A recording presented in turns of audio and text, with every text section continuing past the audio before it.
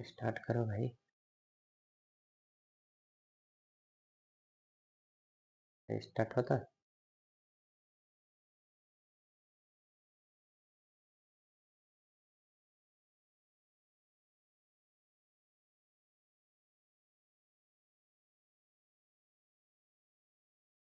तो जय हिंद साथियों, उम्मीद है आप सभी एकदम बेहतरीन तंदुरुस्त वीआईपी हैं, तबीयत आपकी मस्त है। तो आज के वीडियो में हम देखेंगे यूपी बोर्ड द्वारा जो नया मॉडल पेपर जारी किया गया है, यानी कि जो बताएगा कि आपका क्वेश्चन किस तरह का आएगा, क्वेश्चन के पैटर्न कैसे रहेंगे, उसी को आज हम सॉल्व करवाते हैं।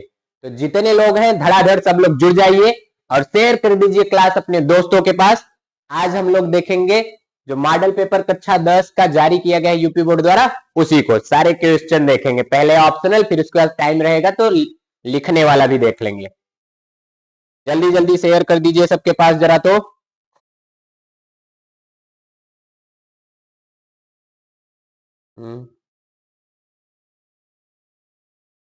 भाई कहाँ भाग गया भाई?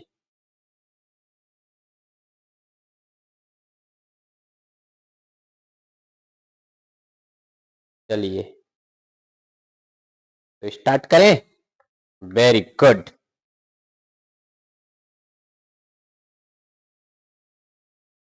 तो चलिए शुरुआत करते हैं। अगर बीच में कहीं आवाज बंद हो जाए तो बता दीजिएगा, माइक चेंज कर लिया जाएगा। ठीक है? बाकी आवाज वीडियो वीडियो सब क्लियर दिखाई दे रहा है। तो पहला क्वेश्चन आप लोगों के सामने आने से पहले सबसे पहले आप लोगों को इंस्ट्रक्शन कुछ दिया रहेगा जो पढ़ना रहेगा। तो देखिए, ये आपको बता देगा कि एग्जाम में आपको क्या क्या करना है।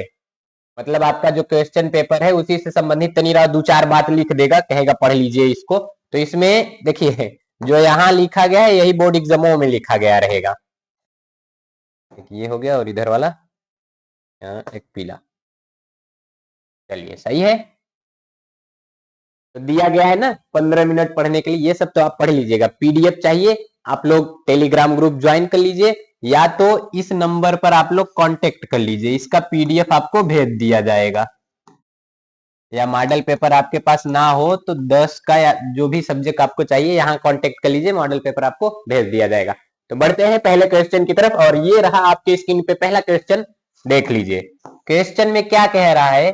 1 नंबर का ये है क्वेश्चन, और क्वेश्चन में कहा जा रहा है कि दो पृष्ठ, क्या, दो पृष्ठों से घिरा हुआ कोई पारदर्शी माध्यम, इस बात को ध्यान से नोट करिएगा, पारदर्शी माध्यम जिसका एक या दोनों पृष्ठ गोली है वो कहलाता है। ऑप्शन ए में कह रहा है गोली दर्पण, त्रिज्या, गोली लेंस और समतल दर्पण। देखिए आपको क्या कह रहा है, पारदर्शी माध्यम, लेकिन आपको पता है कि जो दर्पण है वो एक तरफ से पेंट किया गया रहता है, यानी ये दोनों ऑप्शन तो कट गए। कट गए कि नहीं? त्रिज्या होने का कोई सवाल ही नहीं होता। तो ऑप्शन सही कौन सा हो जाएगा? गोलीय लेंस। कौन सा सही हो जाएगा? गोलीय लेंस। इसी को चलिए हम एक्सप्लेन करता हूं। देखिए कह रहा है दो पृष्ठ से घिरा, तो एक ये पृष्ठ हो गया और एक ठीक इसी तरह। देखिए कितने कितने पॉसिबिलिटीज हैं। कह रहा है एक या दोनों पृष्ठ गोली है, चलिए यहां हम एक पृष्ठ गोली बना दे रहे हैं। दूसरा ये है, इसके हम दोनों पृष्ठ गोली बना दे रहे हैं। तीसरा एक इसी की ये भी तो पॉसिबिलिटीज बन सकती हैं। देखिए इसका एक पृष्ठ गोली और दूसरा ये देखिए इसके दोनों पृष्ठ गोली। तो ये जो है ये पारदर्शी माध्यम है, यानी प्रकाश किरण ए पार से ओ पार चली जाएगी। तो यहाँ दर्पण का तो कोई चांस ही नहीं है। दर्पण वाला ऑप्शन सब काट दिए, बचा लेंस वाला। एक है त्रिज्या, कोनो सवाल ही नहीं पैदा होता कि उस इसका आंसर वो हो जाएगा। तो सही कौन सा हो जाएगा? जय हिंद सर, जय हिंद विशाल। सही कौन सा हो जाएगा? गोलीय लेंस। अच्छा, गोली लेंस में ये कौन सा है? तो इसको कहते हैं उत्तल लेंस। क्या कहते हैं? उत्तल लेंस। और ये कौन सा है? तो ये है अवतल लेंस। क्या है? अवतल लेंस। अब यहां दर्पण का बात किया गया है, तो दर्पण भी आप देखेंगे तो दो तरह का होता है। क्या? दर्पण भी तो इसी को एक्सप्लेन कर दिया जा रहा है। दर्पण, तो दर्पण कितने तरह के? दो तरह के। कौन कौन से? तो एक तो होता है आपका गोलीय दर्पण और एक होता है समतल दर्पण। गोलीय दर्पण ये दो तरह का होता है। कौन? तो एक तो हो जाता है आपका उत्तल और एक हो जाता है अवतल। देखिए उत्तल के केस में क्या होता है, उत्तल में इस तरह से ऐसे अंदर पेंट किया गया रहता है, ये क्या है? उत्तल। अवतल में क्या होता है, ऐसे बाहर पेंट कर देते हैं, ये क्या है? अवतल। ठीक। और समतल दर्पण में इस तरह से एक भाग पेंट कर दिए, दूसरा बचा हुआ है। लेकिन जब लेंस में देखेंगे तो लेंस में कितने टाइप के लेंस? दो टाइप के। कौन कौन से? गोली लेंस है, एक रहता है उत्तल और दूसरा है अवतल। ये देखिए उत्तल इस टाइप का रहेगा, अवतल इस टाइप का रहेगा। तो जब भी दो ठो गोला को एक दूसरे पे साट देते हैं तो बन जाता है लेंस। आर पार दिखाई देगा। देखिए दर्पण में आर पार नहीं दिखाई देता, लेकिन लेंस में आर पार दिखाई देगा। दर्पण में प्रकाश का परावर्तन होता है और लेंस में प्रकाश का अपवर्तन होता है। तो जल्दी जल्दी क्लास को अपने दोस्तों के पास शेयर कर दीजिए और बताइए कोई दिक्कत इतने में? एक मिनट जरा, क्लास को आप लोग शेयर जरूर कीजिएगा। आवाज वाज सब मस्त है ना? हेलो। चलिए सब मस्त है, तो क्लियर इतना।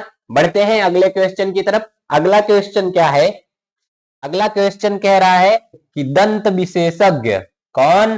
दंत विशेषज्ञ मरीजों का दांत देखने के लिए, देखिए क्या क्या कह रहा है। कह रहा है दंत विशेषज्ञ यानी दांत के डॉक्टर मरीजों का दांत का बड़ा प्रतिबिंब देखने के लिए किस प्रकार का दर्पण का उपयोग करते हैं? क्या कहा है? दर्पण का उपयोग। तो अवतल दर्पण, समतल दर्पण, उत्तल दर्पण, सभी। तो कौन सा उपयोग करते हैं? जल्दी जल्दी कमेंट में बताइए। तो प्रयोग करते हैं अवतल दर्पण। क्या? अवतल दर्पण। देखिए अवतल दर्पण में 6 केस होते हैं। ये मान लीजिए क्या हो गया, ये ऐसे, एक मिनट, देखिए ये एक इस केस में देखिए क्या होता है, एक मिनट, ये एक देखिए इस केस में क्या होता है, एक तो जो ऑब्जेक्ट है वो इनफाइनाइट पे रख दी जाती है, दूसरा वो वक्रता केंद्र पर, और तीसरा वो फोकस पर रख दिया जाए। चौथा देखिए एक यहां हो गया, एक दूसरा यहां हो गया फोकस और वक्रता त्रिज्या के बीच में, अनंत और वक्रता त्रिज्या के बीच में, तीसरा वक्रता त्रिज्या पर, चौथा फोकस और वक्रता त्रिज्या के बीच, पांचवा फोकस पर। लेकिन जब भी छठवां केस लगाते हैं, कब? जब फोकस और ध्रुव के बीच में रखते हैं तो उसका प्रतिबिंब बड़ा दिखाई देने लगता है। ऐसा बड़ा। तो यही पूछा गया है कि जो दांत के डॉक्टर हैं बड़ा प्रतिबिंब देखने के लिए कौन सा दर्पण यूज करेंगे? तो अवतल दर्पण। जो दर्पण होता है सभी दर्पण का उपयोग पर एक वीडियो हम बनाया था, उसी का देखो स्क्रीनशॉट मारकर यहाँ रखा गया है। देखो उत्तल दर्पण का उपयोग साइड मिरर यानी कोनो वाहन वाहन चलाओगे तो बगलियां जो लगा रहता है जिसमें देखते हो पीछे कोई वाहन वाहन आ रहा है कि नहीं, उसमें करते हैं। जो रोड के बगल बगल बल्ब लाइट वाइट लगे रहते हैं, स्ट्रीट लाइट, उसमें करते हैं। लाफिंग गैलरी में करते हैं। समतल दर्पण का उपयोग शकल देखने के लिए करते हैं, रोज जो उठ के बार और फिरते हो नहा वहा के, कौन सा दर्पण रहता है? समतल दर्पण। और अगला क्या कह रहा है, ये जो अवतल दर्पण है इसका उपयोग करते हैं वाहन के हेडलाइट में, आगे जो लगा रहता है बत्ती उसमें। शेविंग मिरर बनाते, दाढ़ी बाल बनाते समय इसी मिरर का उपयोग करते हैं। सोलर भट्टी में, ये देखो दंत विशेषज्ञ, देखो डायरेक्ट क्वेश्चन आ रहा है कि नहीं, दंत विशेषज्ञ। टार्च में इसी का उपयोग करते हैं, लेजर लाइट में भी इसी का उपयोग करते हैं। और देखो ये मैं ही हूं जो पढ़ाया था ये। तो प्ले लिस्ट में कक्षा 10 विज्ञान का एक प्ले लिस्ट है, जाकर वहां से खूब बढ़िया पढ़ लीजिए। बढ़ते हैं नेक्स्ट क्वेश्चन की तरफ। तो इसका सही जवाब क्या हो जाएगा? जरा जितने भी लोग हैं इसको शेयर कर दीजिए, क्लास को झटाझट अपने दोस्तों के पास शेयर कर दीजिए। तो है बताइए, इतने में किसी को कोई दिक्कत परेशानी नहीं? चलिए आगे बढ़ते हैं। अगला क्वेश्चन क्या कह रहा है? अगला क्वेश्चन ये कह रहा है कि उत्तल लेंस के, कहा, उत्तल लेंस के सामने 2f और अनंत के बीच, कहा, उत्तल लेंस के सामने, देखो उत्तल लेंस इसी तरह होता है, ये है उत्तल लेंस, इसमें कह रहा है मान लो ये है अनंत, कह रहा है अनंत और 2f के बीच ये पॉइंट हम मान लेते हैं 2f और ये मान लेते हैं f, यानी f1 ये है और ये है 2f1, इधर एक है f2 और यहां हो गया ये 2f2, ठीक। तो कह रहा है कि 2f और अनंत के बीच, यानी कि ये है अनंत ये है 2f, इसके बीच कोई वस्तु यहां रखी गई हो, के बीच कोई बिंब यानी वस्तु रखा गया है, इसका प्रतिबिंब बनेगा। तो कैसा प्रतिबिंब बनेगा? देखिए, जैसे ही यहां कोई वस्तु रखी जाती है तो ये, एक मिनट जरा लेंस बड़ा का बना दूं, ये आ जाओ, ये देखिए, तो अब होगा क्या, यहां से प्रकाश किरण गुजारेंगे तो ये फोकस से होकर जाएगा, हाँ गया। फिर दूसरा है, यही प्रकाश किरण कहां से गुजारते हैं, यहां से इसके प्रकाशिक बिंदु तक यहां से गुजार देंगे, तो ये प्रकाश किरण इससे यहां मिल जाती है, कहां मिल रही है, देखो देखो कहां मिला रहा है, तो ये मिल रहा है F2 व 2F2 के बीच। अब देखो, वस्तु है इतना बड़ा और ये है छोटा, यानी जो प्रतिबिंब है वो कैसा बना है, छोटा, और उसके साथ साथ दो प्रकाश किरण सही में मिला है तो वास्तविक प्रतिबिंब है, कैसा, वास्तविक। और वास्तविक प्रतिबिंब यानी उसका मूड़ी ऊपर की तरह है, इसका मूड़ी नीचे की तरफ, तो उल्टा है, तो क्या बना, वास्तविक उल्टा छोटा। ये देखो वास्तविक उल्टा छोटा, ऑप्शन ए सही है। कौन सा सही है, ऑप्शन ए, कौन सा, वास्तविक उल्टा छोटा। क्या हाल है सर जी, एकदम वीआईपी है अमरजीत। कहाँ चला गया भाई, ए भाई क्या हो गया, ए, एक मिनट, ही कहाँ से आ गया, भागो, ओ भाग गया, बहुत सही, मनमानी चलने लगा, अरे ए भैया क्या हो रहा है ये, बंद, मनमानी मत चलो भाई, मच्छर उच्छर तो नहीं बैठ जा रहा है किधर हो चलो, तो सही जवाब कौन सा हो जाएगा, पहला, ऑप्शन ए इज करेक्ट। चलो आगे बढ़ते हैं। अब देखो तनीराव, हम इसी के बारे में जान लेते हैं। तो अगर कहीं पर भी क्या दिया है, उत्तल दर्पण, तो देखो उत्तल दर्पण में 6 पॉसिबिलिटीज बनती हैं। अगर वस्तु हम अनंत पर रख दें तो जो प्रतिबिंब बनता है वो F1 पर बनता है, F2 पे, किस पे, F2 पे। और कैसा बनेगा, तो अत्यधिक छोटा या कह लो बिंदु के समान, वास्तविक और उल्टा बनेगा। 6 केस होते हैं, 5 केस में वास्तविक और उल्टा बनता है, छठवां केस में देखो कैसा बन जाता है, आभासी और सीधा। तो ये जैसे जैसे अनंत के इधर आए, यानी अनंत और 2f के बीच में, मॉडल पेपर करवा रहे हैं क्या, हाँ मॉडल पेपर ही है जी, मॉडल पेपर ही सॉल्व करवा रहे हैं, तो जल्दी जल्दी जो क्लास 10 में है उनके पास शेयर कर दो क्लास को। तो ये देखो 2f1 पर रखेंगे तो f2 और 2f2 के बीच, यही पूछा था अभी, और कैसा बनेगा, छोटा, वास्तविक उल्टा। फिर 2f1 पर आए तो 2f1 पर वस्तु रखें, 2f2 पर प्रतिबिंब बना। अगला, ये इसी तरह जैसे जैसे इधर लाएंगे प्रतिबिंब को और वस्तु को लेंस की तरफ लाएंगे, प्रतिबिंब लेंस से दूर भागता जाएगा, तो ये इसी तरह का है। लास्ट केस याद रखना, उसमें सीधा प्रतिबिंब बन जाता है, बाकी सब में उल्टा और वास्तविक। आगे अवतल में भी देख लो, अवतल में 2 केस होते हैं, कौन कौन से, देखो ये धड़ाक दे, तो अवतल में ये 2 ठो रहता है, एक अनंत पे रखोगे फोकस पे बनेगा, अनंत के इधर ला लोगे तो ये फोकस और F1 के बीच में, मतलब F1 और प्रकाशिक बिंदु के बीच में बन जाएगा। ये सब करवा चुके हैं, और दोनों के दोनों केस में आभासी प्रतिबिंब ही बनता है, किससे, अवतल दर्पण से। कैसा, आभासी। ठीक, आगे बढ़े, अवतल लेंस से। अगला क्वेश्चन देखो क्या कह रहा है, इतना कोई दिक्कत इतने में नहीं, वेरी गुड। तो अगला क्वेश्चन कह रहा है कि मानव नेत्र, क्या, मानव नेत्र अभिनेत्र लेंस की फोकस दूरी को समायोजित करके विभिन्न दूरियों पर रखी वस्तुओं को फोकसित कर सकता है। यानी बहुत दूर देखना है, आराम से इसे इसे करके देखते हो, एकदम पास देखना है, एकदम अखिए बड़ा बड़ा करके देखते हो, तो ये जो दूरी है उसको एकदम मेंटेन कौन कर ले रहा है, और मेंटेन कर ले रहा है, तो इस प्रक्रिया को क्या कहते हैं? ऑप्शन है जरा दृष्टि दोष, समंजन, और निकट दृष्टि दोष, दीर्घ दृष्टि दोष। बताओ जल्दी से। रोशन, हेलो सर, रोशन, हेलो रोशन, बताओ। क्लास को एक बार जरा शेयर कर दो भाई, 3 लोगों को मजा नहीं आ रहा है, जल्दी से शेयर कर दो, जितने ज्यादा लोग रहेंगे जल्दी जल्दी आंसर देंगे और मजा आएगा। धड़ाक से इसका बताओ क्या हो जाएगा। तो ये जो फोकस दूरी को समायोजित करने की क्षमता होती है उसे कहते हैं समंजन क्षमता। क्या कहते हैं? समंजन क्षमता। यानी कौन सा सही हो जाएगा? Option B. क्या सही हो जाएगा? Option B. अच्छा, ये जो दृष्टि दोष होता है 3 तरह का है, जरा दृष्टि दोष, निकट दृष्टि दोष और दूर दृष्टि दोष।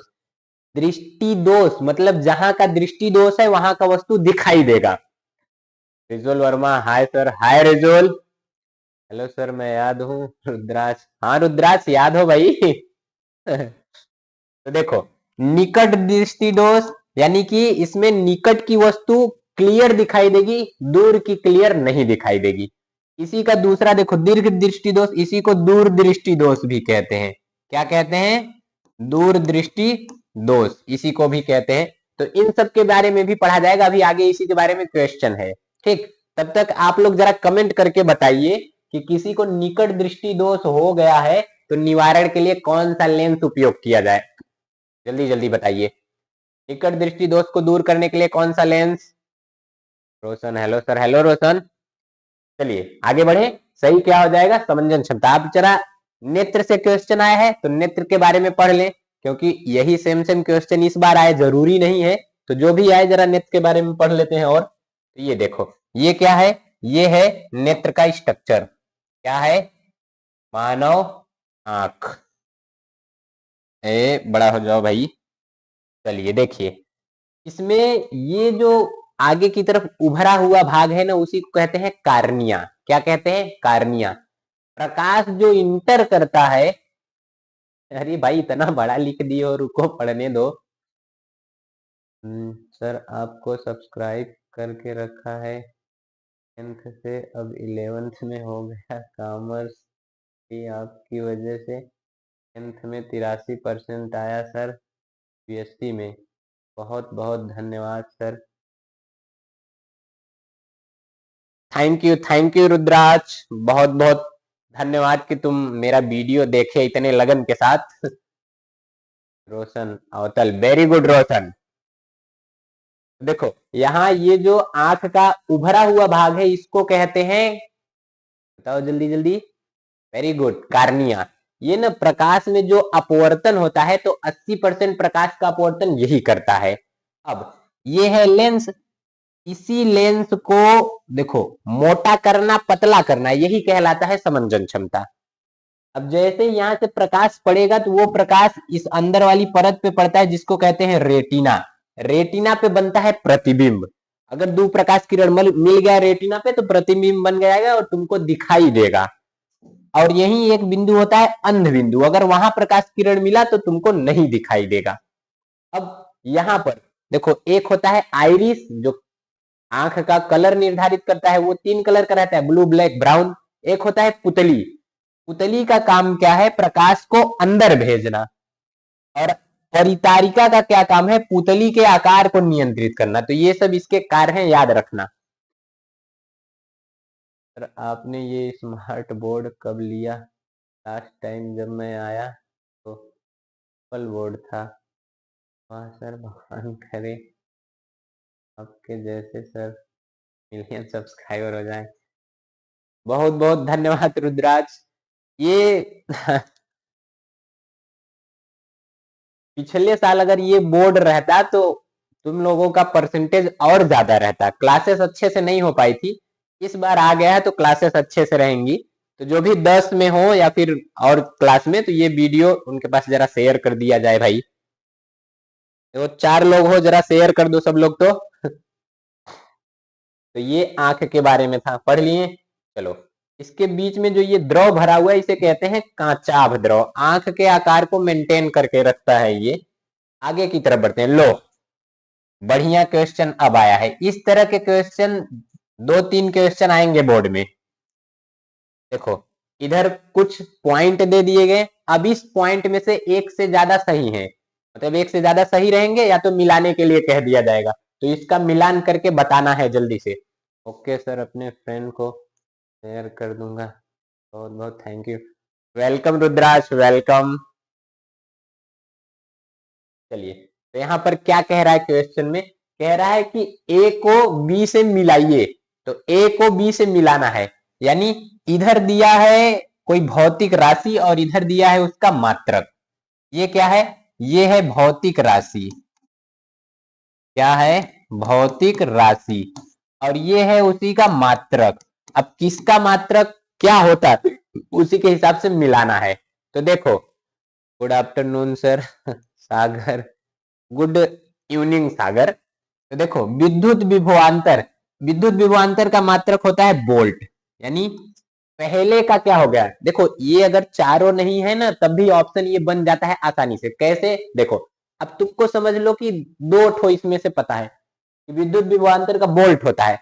अब इसमें देखो, ए का 4 दिया है, यानी ये सही हो सकता है। आगे देखो, एक का 1 दिया है, काट दो, सही नहीं है। क्यों? क्योंकि विद्युत विभवांतर का मात्रक एम्पियर होगा नहीं। और ये 1 दिया है, काट दो इसको, तो बचे दो ठो, ए और डी। अब एक स्टेप और आगे बढ़ते हैं। अब दूसरा क्या कह रहा है? विद्युत धारा का मात्रक होता है एम्पियर, ये तो पता ही है। यानी देखो, इसमें दूसरा का क्या दे रहा है?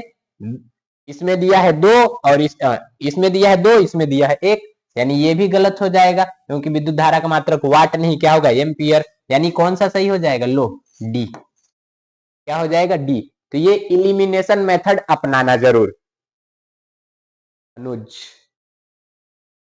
अच्छा हाँ, बता दिया जाए, ये जो सेट है ना, ये सॉल्व करने के लिए आज कोई एक स्टूडेंट कमेंट किया था, तो मैं इसको डाउनलोड करके पीडीएफ बना के फिर ये सॉल्व करवा रहा हूँ। तो जल्दी जल्दी शेयर कर दीजिए अपने दोस्तों के पास और चलिए इसे सॉल्व करते हैं।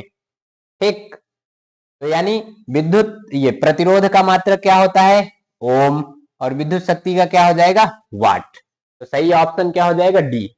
पहले का चौथा यानी विद्युत विभवांतर का वाट हो जाए, वोल्ट हो जाएगा। दूसरे का पहला यानी विद्युत धारा का एम्पियर।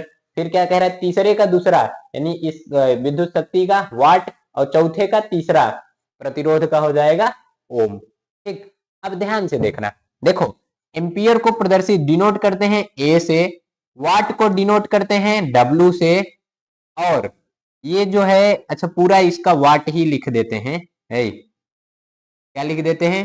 पूरा वाट लिख देते हैं। और ओम को तो ऐसे लिख देते हैं और वोल्ट को भी से डिनोट करते हैं। इधर विद्युत विभवांतर को भी से डिनोट करते हैं, विद्युत धारा को आई से डिनोट करते हैं, विद्युत शक्ति को पी से डिनोट करते हैं, प्रतिरोध को आर से डिनोट करते हैं। तो ये सब भी जानते हुए चलते रहिएगा आगे। सर क्लास 9 का कब होगा? क्लास 9 का भी होगा, जल्द ही होगा, पहले 10th का कर लिया जाए आज। चलिए आगे बढ़े, लीजिए आ गया न्यूमेरिकल चलिए इसको जरा सॉल्व करके बताइए। क्या कहा जा रहा है? कहा जा रहा है कि दो चालक तार, दो ठो तार हैं। अब उसमें कह रहा है पदार्थ की लंबाई व्यास समान है, यानी दोनों पदार्थ का लंबाई व्यास दोनों समान है। रुद्राज, 6 साल इन्हीं दिनों में यही चैप्टर रहा था और आज अकाउंट पढ़ रही है 11th में। बहुत ही टाइम बीत गया सर। डेली कंटिन्यू पढ़ते रहो जी, टाइम का क्या है, टाइम कभी रुकता नहीं, वो तो बीतता ही रहेगा। हर एक बीतते टाइम में अपने आप को इम्प्रूव करते रहो, बस अपने अंदर कोई ना कोई खूबी लाते रहो। टाइम जा रहा है, खूबी आ रही है, आने वाले समय में तुम्हारा बोलबाला होगा जी। तो देखो, दो तार है, लंबाई व्यास समान है। कह रहा है किसी विद्युत परिपथ में पहले श्रेणी क्रम में जोड़े गए हैं, फिर समांतर क्रम में जोड़े गए हैं, तो दोनों में जो ऊष्मा उत्पन्न होती है उसका अनुपात बताना है। तो चलो इसको मैं सॉल्व करवाता हूँ। ये 4 ऑप्शन है, आप लोग बताते रहिएगा, इसी को मैं सॉल्व करवाता हूँ। देखिए, तो दो तार ले लिए, चलो भाई, कहाँ गया जी? ये हैं कोई दो ठो तार, तो इनका जो ये क्या हो रहा है, इनकी जो लंबाई है वो मान लिया यल है, ठीक, और इनका जो व्यास है वो क्या है, ए है, व्यास ए है, दो ठो तार हैं तो लो दो ठो तार बना दिया, लंबाई क्या है यल और व्यास क्या है ए, क्या हो जा रहा है जी, व्यास है ए। अब देखिए कह रहा है कि दोनों का जो प्रतिरोध है, इसका भी प्रतिरोध आर है, इसका भी प्रतिरोध आर है, तो आर बराबर आप लोग फार्मूला क्या पढ़े थे बताइए चलिए फार्मूले को अभी अप्लाई करवाया जाएगा, पहले हम देख लेते। अगर श्रेणी क्रम में जोड़ दिया तो ये देखिए, ये कौन सा क्रम है, श्रेणी क्रम, दो प्रतिरोध को जोड़ दिया, इसका प्रतिरोध आर, इसका प्रतिरोध आर, तो यहां से आर यानी श्रेणी क्रम में आर कुल प्रतिरोध क्या हो जाता है, R1 प्लस R2, R1 का मान कितना है R प्लस R2 का मान भी R, यानी R श्रेणी मतलब श्रेणी क्रम में कितना आया है 2R, ये है R श्रेणी की वैल्यू। अच्छा यही अगर समांतर क्रम में देखेंगे तो ये रहेगा R, ये देखिए ये है R और ये है R, सेम लंबाई सेम व्यास तो प्रतिरोध भी सेम है, तो यहाँ पर 1/R ये फार्मूला होता है, तो क्या हो जाएगा 1/R1 प्लस 1/R2, तो यहाँ 1/R, ये फिर इधर 1/R, क्योंकि R1 R2 दोनों का मान क्या है R, तो यहाँ हो क्या जाएगा, हर बराबर है तो 2/R, तो ये क्या हो गया R, इसको मान लेते हैं हम R डैश मान लेते हैं, ठीक। देखिए समांतर क्रम में R माने हैं, नहीं श्रेणी क्रम में R माने हैं और इधर समांतर क्रम में R डैश मान लिए हैं, ठीक। तो चलिए यहां पर ये इसका इधर मल्टीप्लाई इसका इधर, यानी 2R डैश बराबर R, तो यहां से R बराबर R डैश बराबर क्या हो जाएगा R/2, यानी कि श्रेणी क्रम में प्रतिरोध कितना आया है 2R, समांतर क्रम में प्रतिरोध कितना है R/2।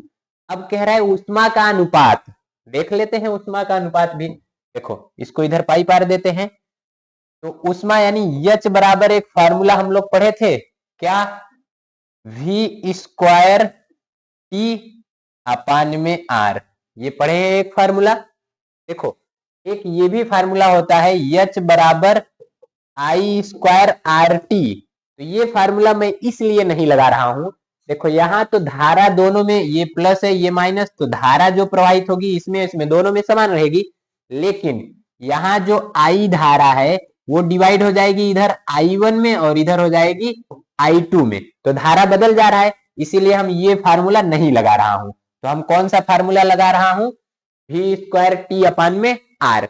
अब देखो हमको क्या क्या ज्ञात करना है, एक श्रेणी क्रम का उष्मा और एक समांतर क्रम का उष्मा, तो हम देख लेता हूं, देखो श्रेणी क्रम का हम मान लेता हूं H1, ये हो जाएगा R श्रेणी, हो जाएगा कि नहीं, और H2 यानी कि ये आ जाओ भाई, ये है समांतर क्रम में, तो क्या हो जाएगा V² T, और ये जो R है R डैश यानी वही समांतर क्रम वाला, तो चलो हमको मान निकालना है H1 अपान में H2 का, तो क्या हो जाएगा H1 का मान V² T अपान में R, और ये क्या है श्रेणी, ठीक। अब इसी के होल बटे में यानी H2 का लिखोगे तो ये उल्टा लिखा जाएगा कि नहीं, चलो अच्छा यही लिख देता हूं V² T अपान में R डैश, ये लिख दिया, तो अब क्या हो जाएगा, इसको मैं ले जाऊंगा तो ऊपर ये हो जाएगा, ये क्या V² T अपान में R, और इधर क्या हो जाएगा मल्टीप्लाई, ये क्या हो जाएगा R अपान में V² T, देखो V² T से V² T कट गया और ये R डैश हो गया, यानी H1 और H2 बराबर क्या हो जाएगा R डैश अपान में R। अच्छा R का मान इधर क्या आया है, R डैश का मान, तो R डैश का मान आया था R अपान में 2 आया है, हाँ, और R का मान क्या आया था, R का मान आया था 2R, देखो दो दो क्या हो जाएगा 4, यानी कि H1 H2 बराबर क्या हो जाएगा, ये दो दो 4 यानी R बटे के 4R। अच्छा देखो R से R काट दिए तो ये क्या आ जाएगा, एक ऊपर और नीचे 4, यानी अनुपात क्या आया, एक रेशियो। देखो यहां से अगर अनुपात निकालोगे H1 अनुपाते H2 तो ये क्या आ जाएगा, 1:4, यानी क्या सही हो जाएगा, 1:4। इसका स्क्रीनशॉट लेना हो तो ले लीजिए। यानी ऑप्शन कौन सा सही हो जाएगा, केजी गेमिंग, हाय सर, हाय केजी गेमिंग जी। 1:4 अनुज, वेरी गुड अनुज, शाबाश। तो सही क्या हो जाएगा। अच्छा एक बार क्लास को जरा शेयर कर दीजिए। तो इसका ऑप्शन सी इज करेक्ट। क्या, ऑप्शन सी इज करेक्ट। आप लिए ये। नेक्स्ट बढ़ते हैं अगले सवाल की तरफ। एक बार जरा क्लास को सब लोग जोरदार तरीके से शेयर कर दीजिए, तो समझ में आ रहा हो तो शेयर कर दीजिए। ठीक, चलिए आगे बढ़ते हैं। अगला क्वेश्चन कह रहा है, चलो भाई उम्मीद करता हूं ये क्वेश्चन सब लोग बता लोगे, क्योंकि ये क्वेश्चन क्वेश्चन तो सब सरल है जी। क्वेश्चन क्या कह रहा है, कह रहा है किसी विद्युत धारावाही सीधी लंबी परिनालिका के भीतर, यानी उसके भीतर क्या कह रहा है, चुंबकीय क्षेत्र शून्य होता है, इसके सिरों पर जाने पर घटता है, सिरों पे जाने पर बढ़ता है, सभी बिंदु पे समान रहता है। परिनालिका का क्या मतलब होता है पता है, ऐसे कुछ लोहा रखकर ले लो और इसी में इसे तार मजे लपेट दो, इसी को क्या कहेंगे, परिनालिका। क्या कहेंगे इसी को, परिनालिका। तो अब बताओ इसी परिनालिका में इसके अंदरमा क्या कह रहा है, उसके भीतर विद्युत मतलब ये चुंबकीय क्षेत्र होगा। क्या होगा, बाहरवा जाने लगेंगे तो ज्यादा होगा, अंदरवा जाने लगेंगे कम होगा, या शून्य होगा, या फिर सभी बिंदु पे समान होगा। चाहे हम यहां देखें या यहां देखें या यहां देखें, चाहे जहां देखें सभी बिंदु पे समान। तो बताओ कौन सा होगा, अनुज डी, वेरी गुड अनुज। क्या हो जाएगा, सभी बिंदु पे समान होगा, शाबाश। ठीक, चलो नेक्स्ट अगले क्वेश्चन की तरफ बढ़ते हैं। आ गया केमिस्ट्री का सवाल। इसके पहले जो चल रहा था वो देखो उपखंड फर्स्ट था, यानी फिजिक्स। अब आ गया केमिस्ट्री। चलो भाई, कह क्या रहा है, बेंजीन का संरचनात्मक सूत्र है। तो बेंजीन का जो अणु सूत्र है, दीप शिखा, हेलो सर, हेलो दीप शिखा। देखो बेंजीन का जो सूत्र होता है, अणु सूत्र, वो होता है C6H6। तो C6H6 होता है, उसी की संरचना कौन सी सही है, ए सही है, बी सही है, सी सही है, डी सही है। चारों में से बताओ जरा, जल्दी से कमेंट करके बताओ भाई कौन सा सही है, ए बी सी डी। देखें जरा, मैं भी कमेंट देखूं। और जरा एक बार सब लोग क्लास को जोरों से शेयर कर दीजिए, ठीक है। अनुज का सी, वेरी गुड अनुज, वेरी गुड। चलो भाई अच्छा, अब हम भी देख लेते हैं। देखो इसमें होता क्या है, ये जो C6H6 है ना, सर आप कहाँ पढ़ाते हैं? अरे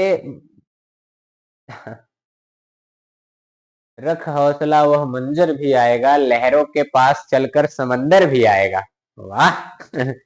कि रख हौसला वो मंजर भी आएगा, लहरों के पास चल के समंदर भी आएगा। तू पढ़, तू लिख, तू मेहनत कर, तभी तुम्हारा बोर्ड एग्जाम में 95 नंबर भी आएगा। वाह क्या बात है रोशन, दिल, फेफड़ा, लीवर, गुर्दा सब जीत लिए। ये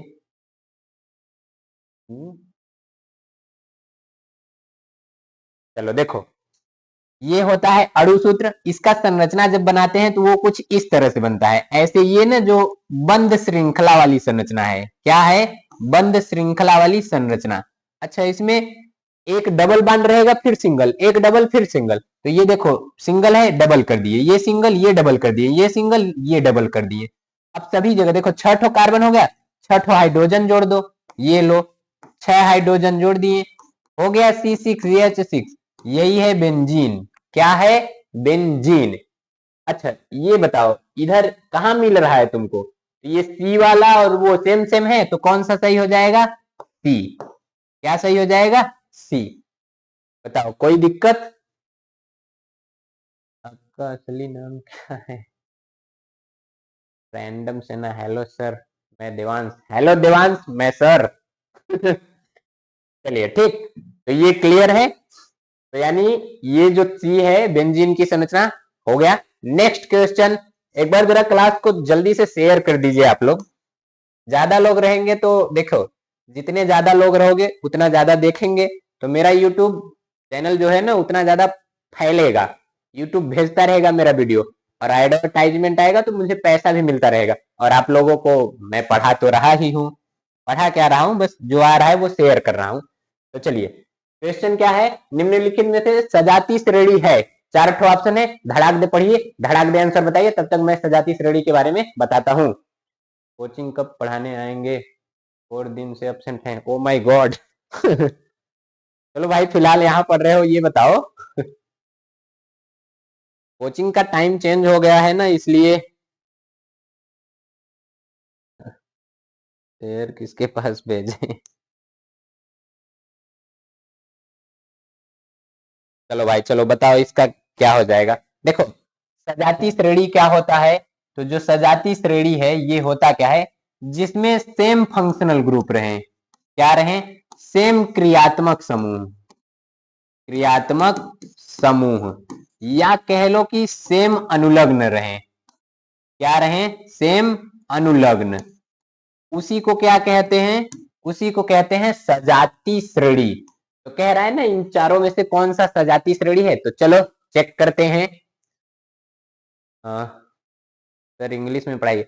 इंग्लिश मीडियम वालों का अलग से लेकर आया जाएगा। This class is special for UP board. तो देखिए, CH4 यानी मेथेन, C2H6 एथेन, दोनों में एन आया है, यानी ये होगा। दोनों में अनुलग्न क्या है? एन। क्या है? एन। यानी ये सजाती श्रेणी हो गया, सफिक्स सेम है। देखो, OH यानी एल्कोहल है, ये COOH यानी एसिटिक अम्ल, गलत। ये कार्बोक्सिलिक अम्ल, वो एथेनॉल, यानी गलत हो गया। देखो, C2H6 यानी एल्केन, मतलब एथेन, ये OH यानी एल्कोहल, ये भी नहीं हो जाएगा। इधर देखो, OH यानी एल्कोहल, इधर OH यानी एल्कोहल, तो ये भी हो जाएगा। तो देखो कौन सा सही है? पहला है, चौथा है। तो ये कौन है? पहला, दूसरा काट दो, पहला चौथा, बी वाला सही हो जाएगा। कौन सा सही होगा? बी वाला। अच्छा, सजाती श्रेणी के बारे में जान लो जरा।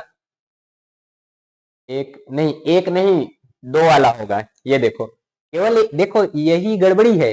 इस क्वेश्चन में क्या करते हैं पता है? एक ऑप्शन देख लिए आप, एक सही हो गया, अब ए पे गोला करके चले जाएंगे और गलत हो जाएगा। ऑप्शन इधर नहीं, ऑप्शन यहाँ है। इसमें एक से ज्यादा सही हो सकते हैं, वही छांटना है, जल्दबाजी नहीं करना है। ठंड लग रहा है सर? अरे भाई, ठंड लग रहा है तभी तो देखो इतना मोटा मोटा पहना हूं, और एक को इधर बगल में रखा भी हूं। अच्छा, ठंड का नाम ले लिए तो मुझको और ज्यादा जड़ाने लगा, तो रुक जाओ जरा भाई। हाँ। अच्छा, जब आवाज बंद हो जाए तो बता देना भाई। ठंडी से बच के रहेंगे तभी तो पढ़ाएंगे, और तभी तो आप लोग बढ़िया से पढ़ेंगे। तो देखिए, सजाती श्रेणी यानी सेम क्रियात्मक समूह, सेम फंक्शनल ग्रुप, ये तो इसके बारे में पहला पॉइंट होगा। दूसरा, अगर दो उदाहरण का अंतर देखेंगे तो अंतर रहता है CH2 का। किसका अंतर रहता है? CH2 का। जैसे इसी को देख लो, क्या है? CH3, और यहाँ देखो C, और इधर C2, यानी एक अंतर है C का। इधर देखो H3 है, इधर H5 है, यानी H2 का अंतर है कि नहीं? तो यानी दो सजाती श्रेणी के उदाहरण के बीच में कितने का अंतर मिलेगा? CH2 का अंतर मिलेगा। अच्छा, अगर अणुभार का अंतर देखेंगे, किसका? अगर अणुभार का अंतर, इसका अणुभार, तो ये रहता है 14 का अंतर। कितने का? 14 का। और जैसे जैसे सजाती श्रेणी में उदाहरण में आगे बढ़ोगे तो उसी तरह से क्वथनांक, गलनांक, ये सब बढ़ने लगते हैं। इन lithium gaming, sorry sir late हो गया। कोई बात नहीं ji, thank you sir ji, welcome, most welcome. चलिए ठीक, तो यानी यहाँ कौन सा सही हो जाएगा? Option B. आगे बढ़ते हैं अगले क्वेश्चन की तरफ। अगला क्वेश्चन ये तो बता लेंगे आराम से, सरल सा क्वेश्चन है। धड़ाधड़ बताइएगा। पृथ्वी की भूपर्पटी में प्राकृतिक रूप से पाए जाने वाले तत्व या यौगिक को कहते हैं।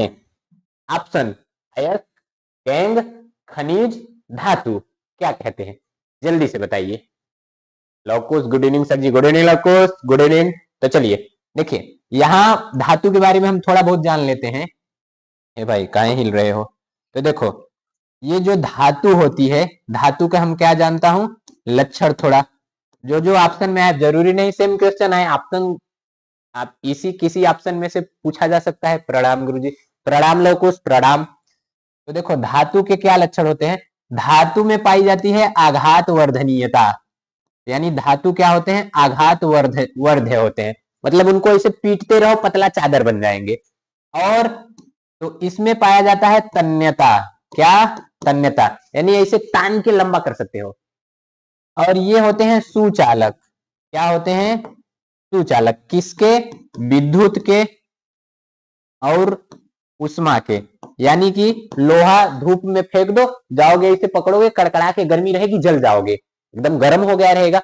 और या तो कोई तार गया है और लोहा से उसको टच करोगे तो हिलने लगोगे, ब्रेक डांस करने लगोगे। काहे, काहे कि उसमें विद्युत और उष्मा का प्रवाह होगा, इसीलिए उसको सुचालक कहते हैं। इसका सही जवाब हो जाएगा खनिज। क्या हो जाएगा, खनिज। बताओ क्या, खनिज। देखो गैंग क्या होता है, तो गैंग यानी जो अयस्क में अशुद्धि मौजूद रहती है उसी को कहते हैं गैंग। गैंग का मतलब समझो अशुद्धि। एक ऑप्शन सही क्या हो जाएगा, सी। क्या, खनिज। और धातु के बारे में और क्या, तो धातु में प्रतिध्वनि होती है। अच्छा धातु का उदाहरण तो देखो, सोडियम, पोटेशियम, इन सबको चाकू से काट सकते हो, इतने ये मुलायम धातु हैं। Magnesium, calcium. अब एक धातु जो देखो, धातुएं हमेशा कठोर रहती हैं, लेकिन एक धातु कौन, मरकरी, ये रहती है द्रव अवस्था में, ये याद रखिएगा। ठीक, तो ऑप्शन सही क्या हो जाएगा, खनिज। और धातु के बारे में थोड़ा बहुत यहां बता दिए। आगे बढ़ते हैं। अनुज ए नहीं अनुज, इसका सी हो जाएगा, खनिज। ठीक है, चलो भाई, कहाँ चले गए सब लोग भाई। आगे बढ़ते हैं। अगला क्वेश्चन, नेक्स्ट क्वेश्चन ये है कि दांतों का क्षय कब होता है, यानी दांतों का क्षय कब प्रारंभ होता है। Decaying of teeth when start. Option, मुंह का पीएच 5.5 यानी 5.5 से ज्यादा हो, कम हो, 7 हो, इसमें से कोई नहीं। कौन सा ऑप्शन। देखो दांत में ना ऊपरा जो दांत का पलटवा रहता है, अच्छा वो तो बायोलॉजी में आ जाएगा, चलो फिलहाल कोई नहीं, पाचन में। दांत जब देखते हैं तो ये कुछ इसी तरह का दांत रहता है, इसी तरह का दांत रहता है। तो इसका जो ये ऊपर वाला पार्ट है ना, इसको कहते हैं इनेमल। क्या कहते हैं, इनेमल। ये बहुत कठोर होता है। तो जैसे ही इसका पीएच कितने से 5.5 से कम होने लगता है, क्या होता है, 5.5 से कम होने लगता है, तो ये जो ऊपरा वाला है ना, ये घिसने लगता है। अब ये हो जाएगा कमजोर, तो बैक्टीरिया आकर यहीं आक्रमण कर देंगे, और जो हम लोग खाना वाना खाएंगे ना, उसको यहीं सड़ा देंगे, तो दतवा झरने लगेगा, कमजोर हो जाएगा। बी, वेरी गुड अनुज। तो क्या हो जाएगा, बी। चलो आगे बढ़ते हैं।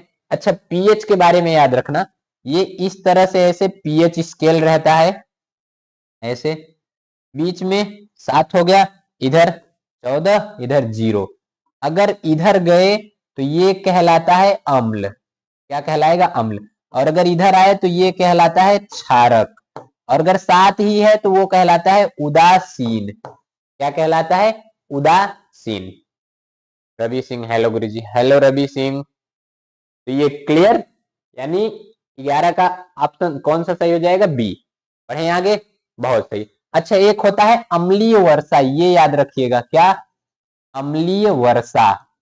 अम्लीय वर्षा क्या होता है, जब पीएच 5.6 से कम हो जाए, कितना, जब पीएच 5.5 से 5.6 से कम हो जाए तो अम्लीय वर्षा होगी।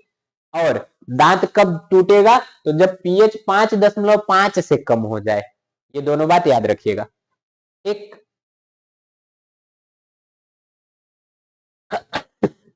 हाँ, बताइए जरा अब इसका क्या हो जाएगा। 1 मिनट जरा, चलो भाई देखो, ये है अभिकथन और तर्क वाले क्वेश्चन। तो बताओ। जी सर, थैंक्स नाम लेने के लिए। अरे यार। रवि सिंह। रवि सिंह, यहाँ जो क्वेश्चन दिया गया है इसका आंसर जल्दी जल्दी बताओ और तेजी से नाम लिया जाएगा। बोलो भाई, और जरा एक बार क्लास को शेयर कर दीजिएगा। ठीक, तो क्वेश्चन क्या है, कह रहा है जिंक सल्फ्यूरिक अम्ल के साथ क्रिया कर जिंक सल्फेट तथा हाइड्रोजन गैस बनाता है। यह एक विस्थापन अपक्रिया है, यानी रिएक्शन। चलो इसका देख लेता हूं। ये है जिंक और ये है H2SO4। इससे क्रिया करके क्या बनाता है, जिंक सल्फेट और प्लस में हाइड्रोजन। तो देखो भैया, विस्थापन अपक्रिया, यानी जिंक हाइड्रोजन के घरे गया और उसको इसे पकड़ा और फेंक दिया। हाइड्रोजन कहा हम तो चले गए, यानी ये देखो हाइड्रोजन भाग गया बाहर, और क्या बन गया, जिंक सल्फेट। विस्थापन अपक्रिया है, हाँ, यानी ये जो अभिकथन है वो सही है। चलो अच्छा, एक पॉइंट देख लिए। दूसरा पॉइंट देखो क्या कह रहा है। नहीं आ रहा है, नहीं आ रहा है, क्या नहीं आ रहा है भाई, 1 मिनट जरा, आवाज नहीं आ रहा है क्या। हेलो, सुनाई दे रहा है भाई। अच्छा, ये वाला क्वेश्चन नहीं आ रहा है, और कोई बात नहीं। अरे, why are you in fear when I am here. देखो, ये पहला पॉइंट। अब इसका जो तर्क दिया है क्या कह रहा है, जिंक ऑक्सीजन के साथ अभिक्रिया कर जिंक ऑक्साइड बनाता है।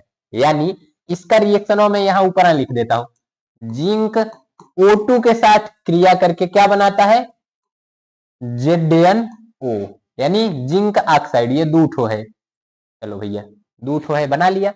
यानी जिंक ऑक्सीजन के साथ क्रिया करके जिंक ऑक्साइड बनाता है। ये भी सही है, देखो ये भी सही है, ये भी सही है। अब ऑप्शन क्या क्या दिया है, ऑप्शन में ए कह रहा है दोनों, यानी दोनों कौन, अभिकथन और तर्क सही है। और देखो, तर्क अभिकथन का सही स्पष्टीकरण कर रहा है, यानी जिंक सल्फ्यूरिक अम्ल से हाइड्रोजन को भगा दे रहा है, इसका एक्सप्लेन ये दूसरा वाला तर्क कर रहा है। नहीं, दोनों सही तो है पर व्याख्या नहीं कर रहे हैं। तो सही क्या हो जाएगा, आप किस दिन क्या क्या बढ़ाते हैं। चलिए, रवि सिंह जी, टाइम टेबल मतलब बता दिया जाएगा, थोड़ा पहले इसको देख लेते हैं। दोनों सही तो है पर व्याख्या नहीं कर रहे हैं। और बी में देखो क्या कह रहा है, अभिकथन तथा तर्क दोनों सही है, परंतु तर्क अभिकथन का स्पष्टीकरण नहीं है। बहुत सही है, यही सही हो जाएगा। ऑप्शन बी इज सही। बताओ भाई, कोई दिक्कत इतने में नहीं, तो छाप लो कौन सा सही हो जाएगा, ऑप्शन बी। दोनों का रिएक्शन यहां लिख दिया गया है, ये कर लीजिए। आगे बढ़ते हैं,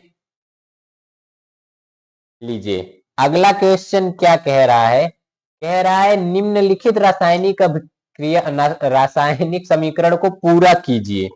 चलिए भाई, पूरा कर दिया जा रहा है। देखिए क्या कहा जा रहा है, कह रहा है NaOH। क्या है, NaOH। NaOH का नाम जरा कमेंट कीजिए सब लोग। तो what is the name of NaOH। अब यहाँ खाली जगह दे दिया।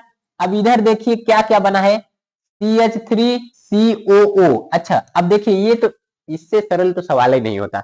उधर देखिए क्या है, Na, इधर है Na, चलिए इसको छोड़ दीजिए।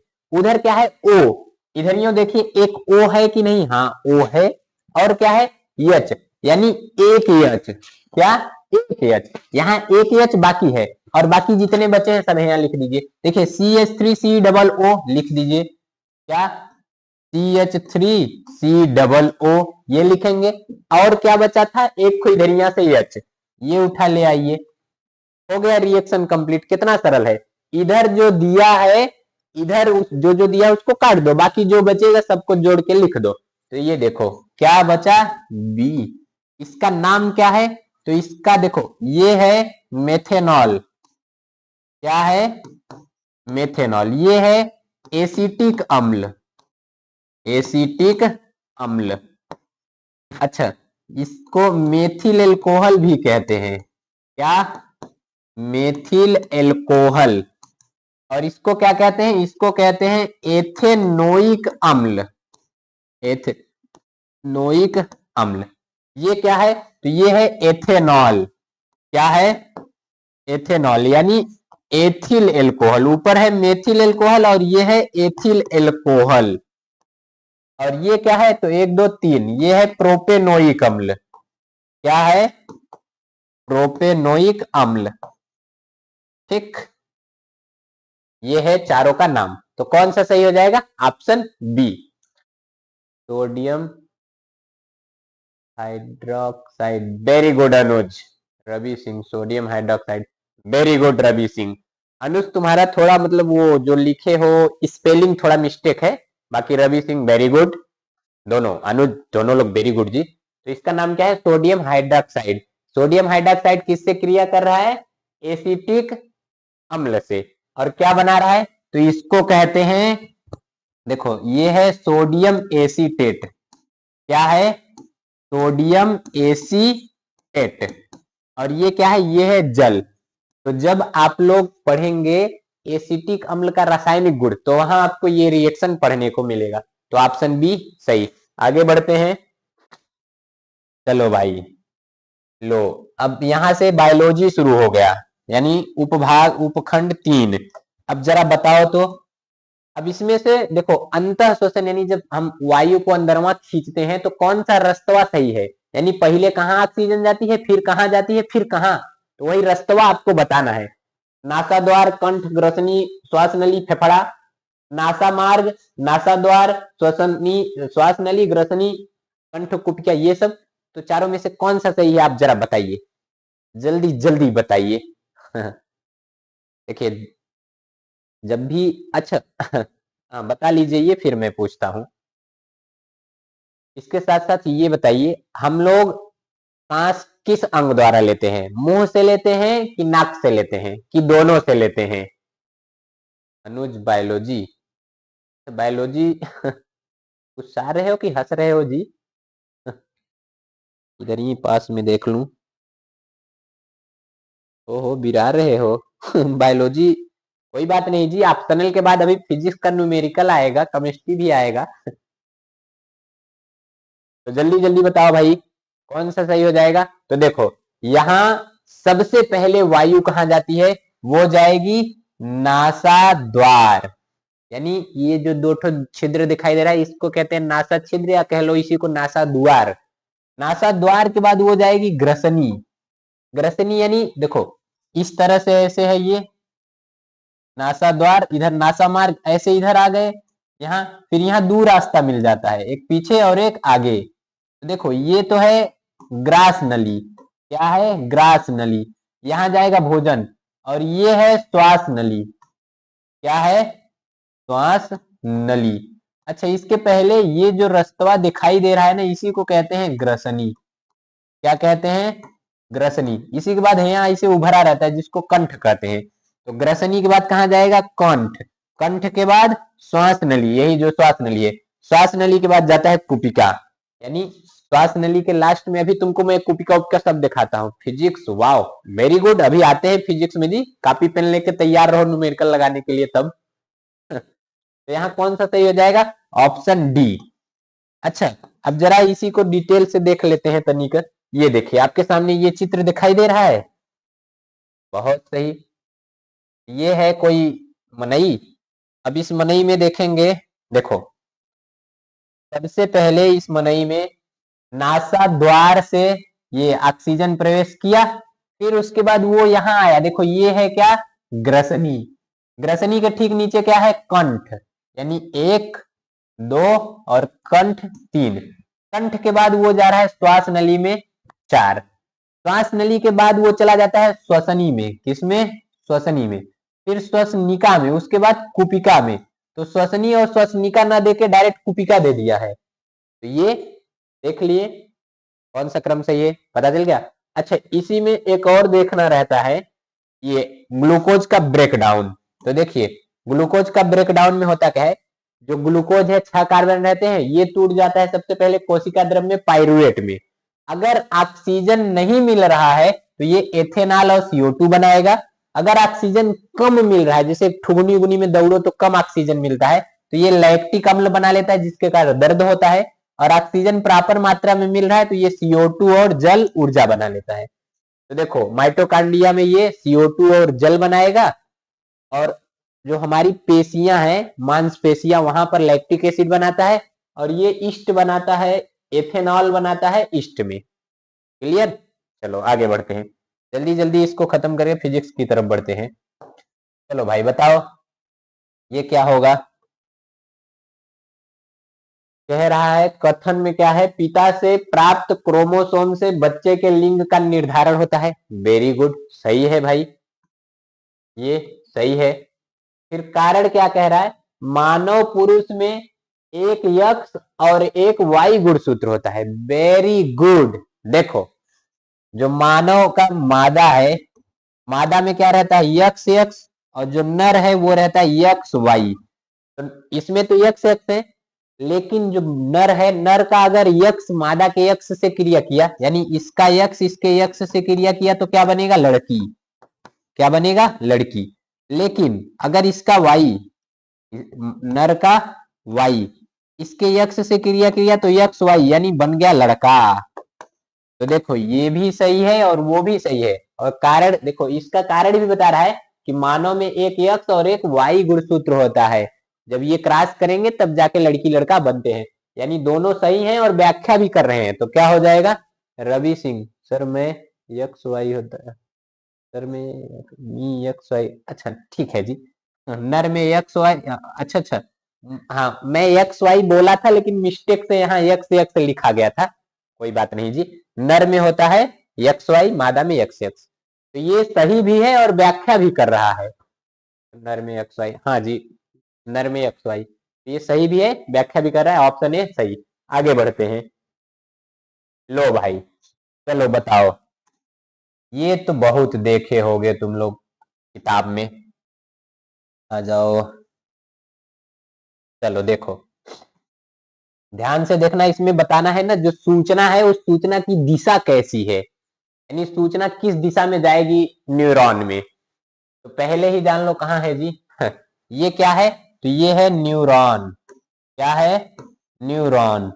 ये न्यूरॉन होती है इकाई किसकी, तंत्रिका तंत्र की, तंत्रिका तंत्र की। और शरीर की सबसे बड़ी कोशिका, सबसे लंबी कोशिका कौन है, न्यूरॉन। कौन है, न्यूरॉन। ये भैया टाइम कितना हुआ भैया, अच्छा 6:16 हो रहा है, चलो अभी तो बल भर टाइम है जी, 6:16। चलिए जल्दी जल्दी बताइए, आगे की तरफ बढ़ते हैं। देखो यहाँ ना, ये जो भाग इधर इधर जो बाल की तरह संरचना दिखाई दे रही है, उसको कहते हैं डेंड्राइट। क्या कहते हैं, डेंड्राइट। सबसे पहले सूचना डेंड्राइट में जाती है, फिर वो इस मूड़ी के पास भेज देता है, जिसको कहते हैं साइटोन, और फिर वो पतली नलिका के पास भेज देता है, जिसको कहते हैं एक्सॉन। तो यहाँ पर होता क्या है, सबसे पहले सूचना देखो, यहाँ पर ये कहां से कह रहा है, उल्टा, यानी गलत है, ये उल्टा बता दे रहा है, गलत काट दो। इसमें देखो दोनों डेंड्राइट डेंड्राइट, इसका डेंड्राइट इसके डेंड्राइट में भेज रहा है, गलत, काट दो ये भी। अगला इसमें देखो, ये क्या कह रहा है, इधर से सूचना आ रही है, यानी किधर से जा रही, डेंड्राइट से गई, ये साइटोन, फिर एक्सॉन, फिर इसके सिनेप्टिक नोड से, यानी नर्व एंडिंग से होते हुए फिर अगले से जाके जुड़ गई। वेरी गुड, यही हो जाएगा सही। इसमें देखो ये उल्टा उल्टा जोड़ दिया गया, ये भी गलत हो जाएगा, कौन सा सही होगा, सी। सही कौन सा हो जाएगा, ऑप्शन सी। बताओ कोई दिक्कत नहीं। चलो इसी की संरचना जरा देखते हैं, और ये देखो यही क्या है,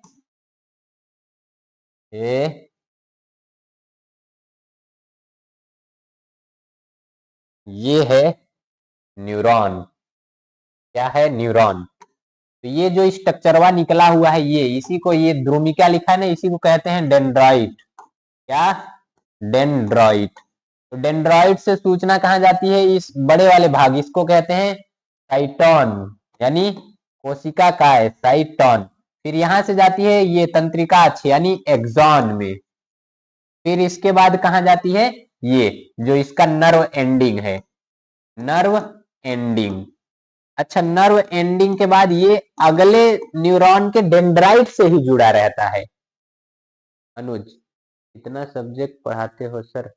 अनुज अब बोर्ड एग्जाम आ गया है ना, तो अब लगभग सभी सब्जेक्ट पढ़ाया जाएगा। ठीक, तो चलो क्लियर, ये मांसपेशी पे जाके जुड़ा हुआ है, तो डिटेल से इसको पढ़ेंगे। अभी फिलहाल आ जाते हैं क्वेश्चन पे। चलिए भाई, अगला क्वेश्चन नंबर 17 है। क्या पूछा गया है थायरॉक्सिन के बारे में। पहला ऑप्शन क्या कहा है, थायरॉक्सिन के संश्लेषण में लोहा चाहिए होता है यानी एफ चाहिए होता है। दूसरा ऑप्शन, यह शरीर में कार्बोहाइड्रेट प्रोटीन वसा के उपापचय में भाग लेता है यानी उस उपापचय में ये अपना योगदान देगा। अगला कह रहा है थायरॉक्सिन के संश्लेषण के लिए थायराइड ग्रंथि को हिल रहे हो भाई, थायराइड ग्रंथि को क्या जरूरत होता है, आयोडीन की। और कह रहा है थायरॉक्सिन को थायराइड हार्मोन भी कहते हैं। चलो बताओ भाई कौन सा सही नहीं है। देखो क्या कह रहा है, सही नहीं है, तो चारों में से कौन सा सही नहीं है बताओ, कमेंट जल्दी कीजिए। सर आप कहां से हो मुझे बता दीजिए। सर जी आप रहने वाले कहाँ के हो। अच्छा, रवि सिंह और अनुज, मैं रहने वाला हूं भदोही का, उत्तर प्रदेश का एक जिला है भदोही, वहीं का मैं रहने वाला हूं। ठीक, हम किसी को नहीं अरे यार भाई मैं भदोही का रहने वाला हूँ अरे मैं कौन सा पता नहीं आईएसआई का एजेंट हूँ कि मैं बता दूंगा यहाँ रहता हूँ, तुम लोग आओगे मुझे उठा ले जाओगे मैं भदोही का निवासी हूँ जी। तो ये इसका आंसर अब बताओ। हम किसी को नहीं बताएंगे, बहुत सही अनुज चलिए भाई बताइए। देखो, थायरॉक्सिन के संश्लेषण के लिए लोहा नहीं आयोडीन की जरूरत होती है। किसकी, आयोडीन की। तो ये गलत है, बाकी सब सही है, ये भी सही, ये भी सही, ये भी सही। तो इसका आंसर क्या हो जाएगा, आंसर ये हो जाएगा। कह रहा है ना कि कौन सा थायरॉक्सिन के बारे में गलत है, तो यही गलत है। एक ऑप्शन ए इज करेक्ट। और हम गोरखपुर का, तो गोरखपुर से मेरे सरजी भी थे जी चलो बहुत अच्छी बात है जी, गोरखपुर और भदोही क्या होता है, हम सब इंडिया से हैं चलो बताओ भाई जी। ओहो, एक मिनट रुक जाओ भाई, जरा ऑप्शन हो मेरा भगा, ये थोड़ा सा ऊपर हो जाओ।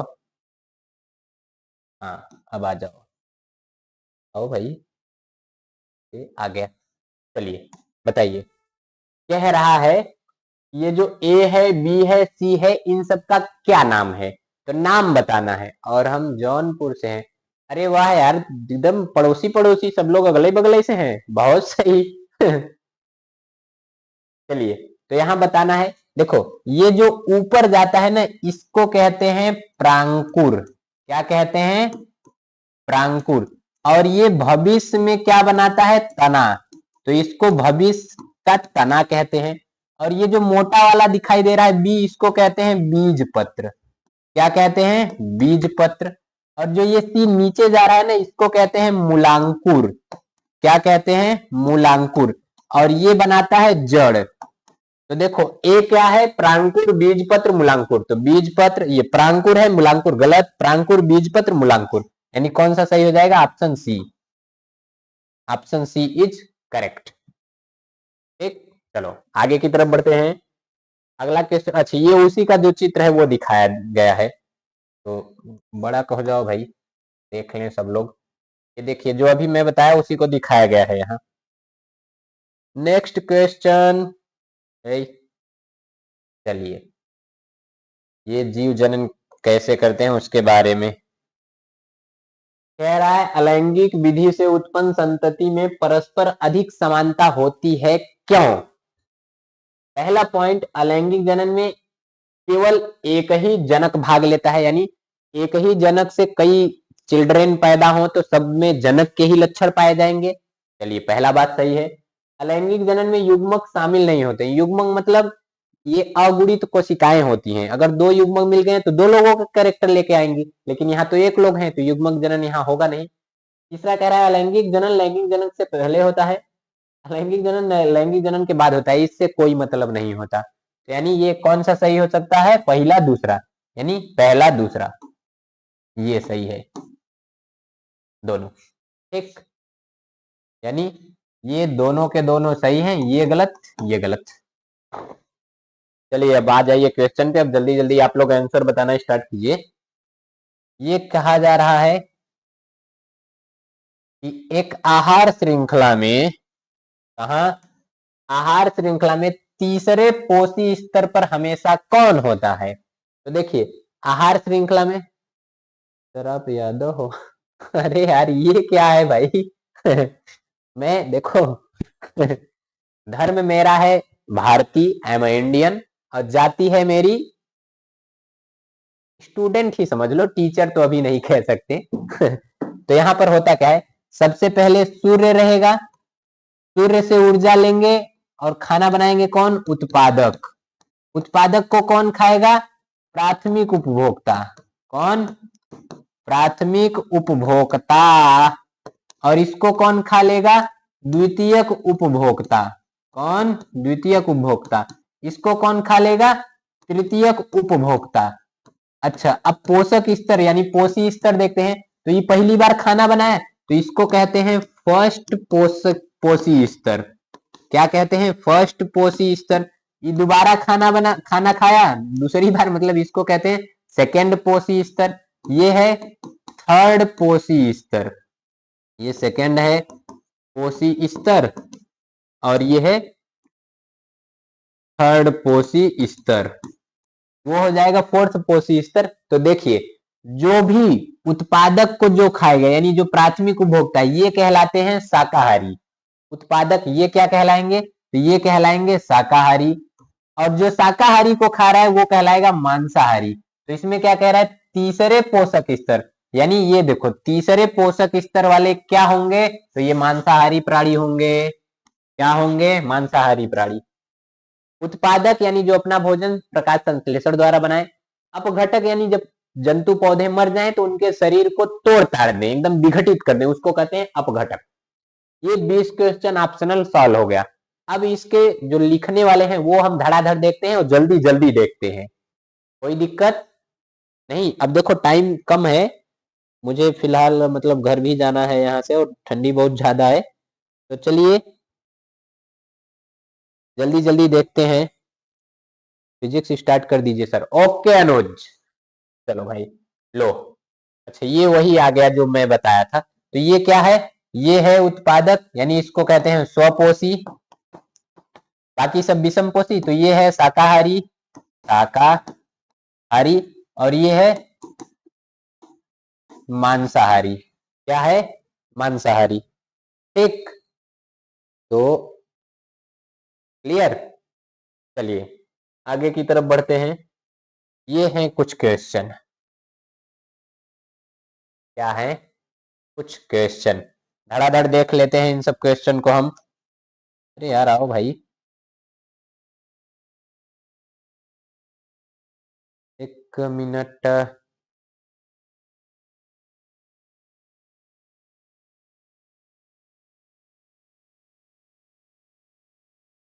चलिए दिखाई दे रहा है, बहुत सही। इसमें पहला क्वेश्चन क्या कह रहा है, दृष्टि दोष किसे कहते हैं, 2 नंबर का है। देखिए दृष्टि दोष किसे कहते हैं, यह कितने प्रकार के होते हैं। इन सबको मैं देख लेता हूं, पहले मैं ये सॉल्व करवा देता हूं। प्रश्न 3 का दूसरा, इधर मतलब नीचे से सॉल्व करवाते हुए जाऊंगा, तो इससे होगा क्या, पीडीएफ में सब एक क्रम से रहेगा। तो चलिए स्टार्ट करूं इसको। Aryan, yo sir good evening, good evening Aryan, good evening good evening. तो यहाँ पर तीसरा क्वेश्चन क्या कह रहा है, मैं इसके लिए स्लाइड ला लेता हूं। देखो कौन सा क्वेश्चन मैं सॉल्व करा रहा हूं, ये 3 का 2 यानी प्रश्नोत्तर 3 का 2। तो यहाँ पर क्या है, आ जाओ भाई, प्रश्नोत्तर 3 का क्या है, 2। इसी तरह से आपको एग्जाम में भी लिखना है। अच्छा, अब यहाँ क्या क्या दिया गया है, कह रहा है 20 ओम प्रतिरोध, यानी आर की वैल्यू है 20 ओम। कोई विद्युत स्थिति में यानी 5 एम्पीयर विद्युत धारा प्रवाहित होती है और 30 सेकंड में उत्पन्न ऊष्मा का मान बताना है, यानी आर का मान दिया है, यानी यहां आप लिख देंगे दिया है, क्या क्या दिया है, आर का मान है 20 ओम, आई का मान दिया गया है 5 एम्पियर और टी का मान दिया गया है 30 सेकेंड, 30 सेकेंड। तो एच का मान, उष्मा का मान पूछ रहा है, किसका मान पूछ रहा है, उष्मा, ये पूछ रहा है। तो आप सूत्र एक पढ़े होंगे, एच बराबर आई स्क्वायर आर टी, पढ़े हैं, बताओ हाँ या ना। हाँ भाई, चलो आई का मान कितना दिया है 5, कितना दिया है 5, एक मिनट जरा मैं कमेंट वाला खोल लूं भाई, ताकि आपका कमेंट वाला दिखाता रहे।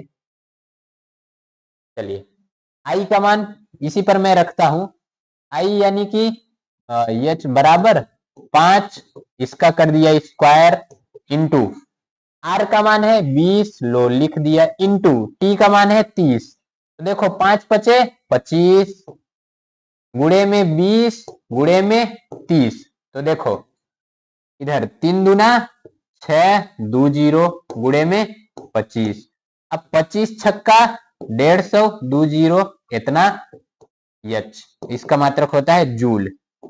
तो लो इतना जूल आ गया, ये आ जाएगा। 2 नंबर का है, मिल गया 2 नंबर, बताओ कोई दिक्कत। Yo sir good evening, good evening, good evening. तो ये क्या था, प्रश्नोत्तर 3 का 2। अच्छा, बहुत सही उस्मा, वेरी गुड अनुज, वेरी गुड। अब हम देखते हैं इसके पहले वाला, यानी अब हम ये देखते हैं 3 का 1, और क्वेश्चन क्या कहा जा रहा है, क्वेश्चन में जूल, वेरी गुड, हाँ मात्रक याद रखना जूल।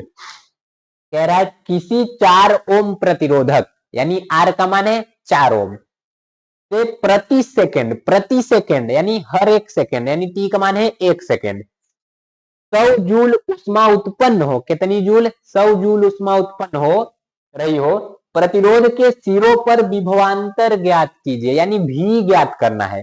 तो यानी अब देखो इसको लिखोगे क्या, तो अब क्या आ गया, प्रश्नोत्तर, कहां गया जी, प्रश्नोत्तर संख्या 3 का पहला।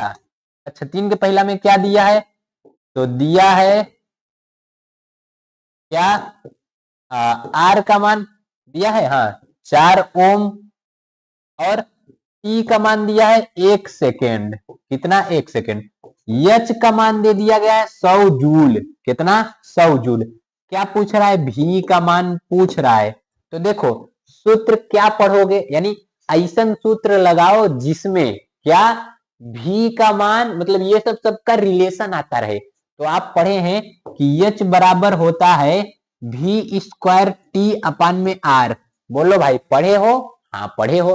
अच्छा, अगर मैं इसी में एच का उधर करा दूं गुणा और टी को भेज दूं वो पलटी, यानी ये क्या हो जाएगा, एच आर बराबर में भी स्क्वायर टी।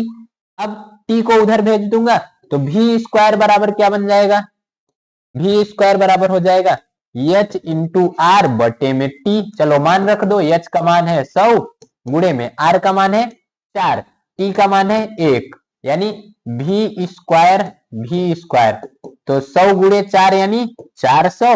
अच्छा, स्क्वायर हटाओगे तो रूट लग जाएगा, तो लो भैया, तो ये कितना हो गया, रूट में 400। तो इसको क्या लिख सकते हो, बताओ भाई, क्या लिख सकते हो इसको,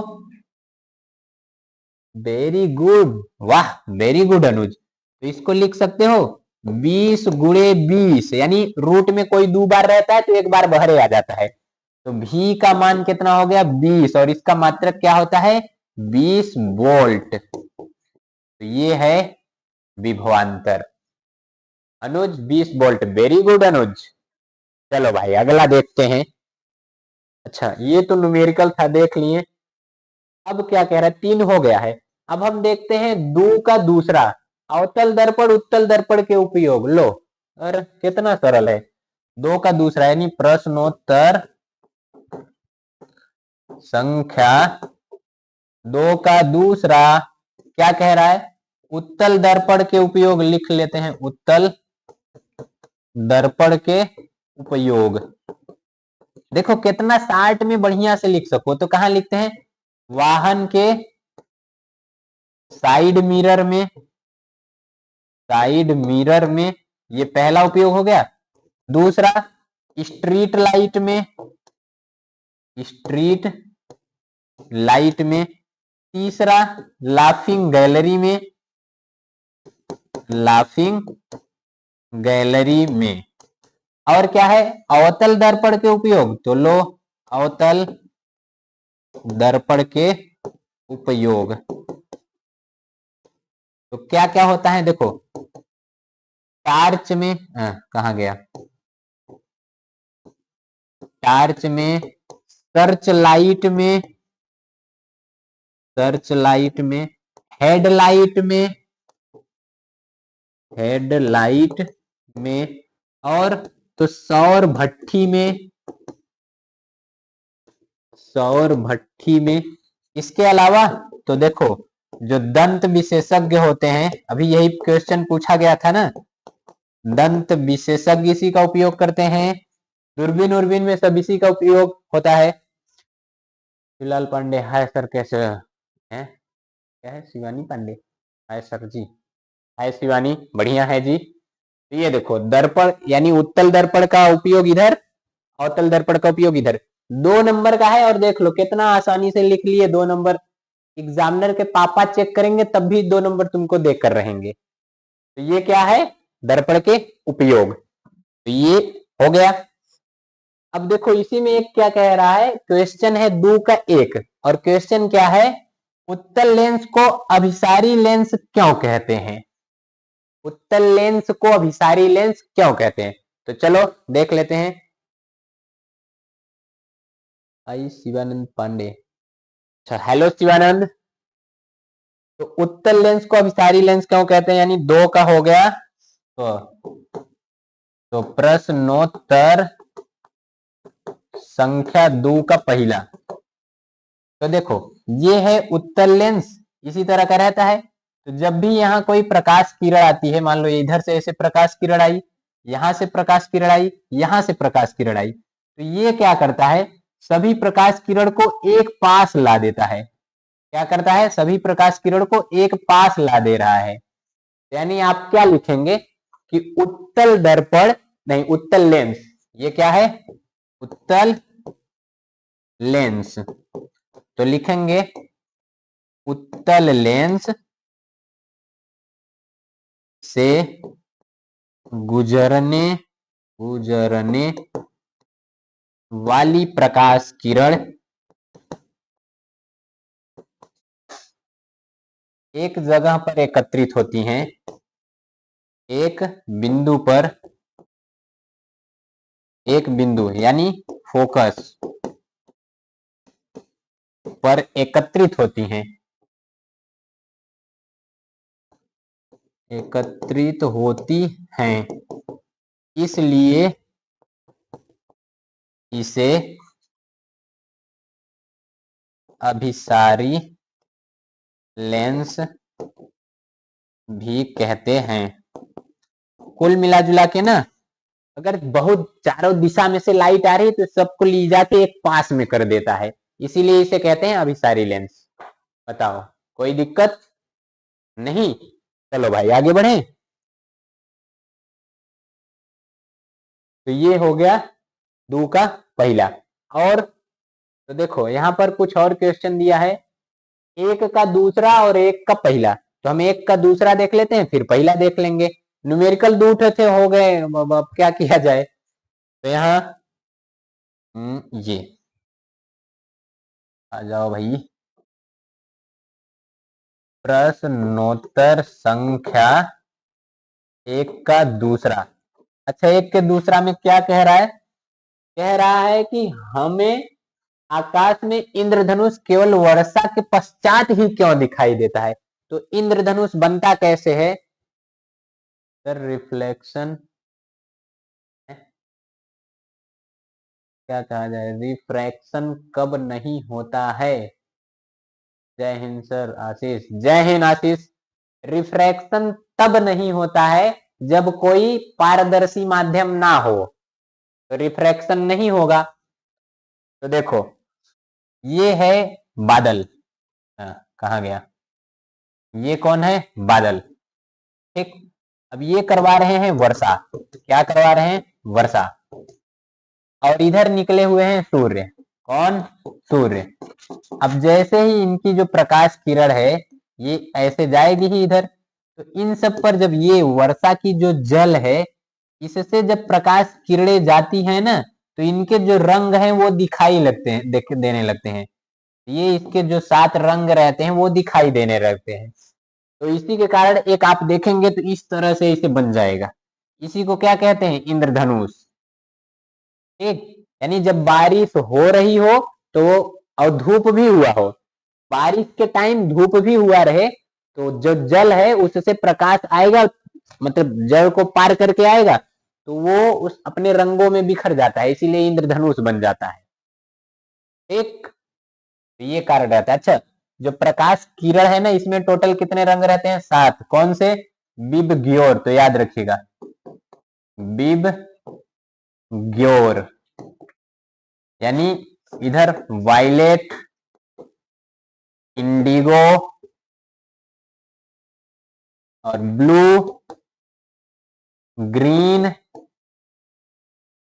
और येलो, ऑरेंज और ये रेड। अच्छा, इसमें से सबसे ज्यादा प्रकीर्णन किसका होता है, तो सबसे ज्यादा स्कैटरिंग किसका होगा, तो वो हो जाता है ब्लू का, किसका, इसका। और सबसे कम प्रकीर्णन होता है रेड का, इसीलिए इसे खतरे के सिंबल में भी उपयोग करते हैं। थोड़ा जल्दी जल्दी पढ़ाइए सर, बस बस जल्दी जल्दी चल रहे हैं सर। जय हिंद, जय हिंद आशीष, जय हिंद भाई। चलो भाई और तेजी से थोड़ा स्पीड बढ़ाते हैं, आप लोग जरा एक बार शेयर कर दीजिए सबको क्लास आगे की तरफ। अच्छा, अब ये क्वेश्चन हो गया भाई, आगे बढ़ो। चलिए, इसमें क्या कह रहा है, अब हम लिखवाने की वजह ऐसे बताते हुए चल रहे हैं क्योंकि पूरा करना है ना। तो क्या कहा जा रहा है, कह रहा है दो चुंबकीय बल रेखाएं एक दूसरे को परिच्छेद मतलब काटती नहीं है, क्यों, तो कारण ये है जब भी दो चुंबकीय बल रेखाएं एक दूसरे को काट देंगी, जैसे समझो ये क्या है, ये है कोई चुंबक, ए भाई अब एक काम करो यहाँ हो जाए व्हाइट, ये है कोई चुंबक, यहां से चुंबकीय, ये नॉर्थ ये साउथ, तो इधर से निकलकर इधर आई, इधर से निकलकर इधर गई।